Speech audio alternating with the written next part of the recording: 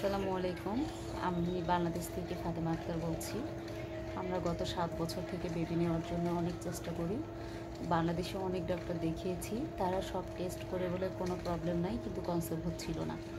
তারা সাজেশন দেয় যে একটার পর একটা টেস্ট করার পরে একটার পর একটা পদ্ধতি ইউজ করার পরে লাস্ট স্টেপে বলে যে আইভিএফ করতে।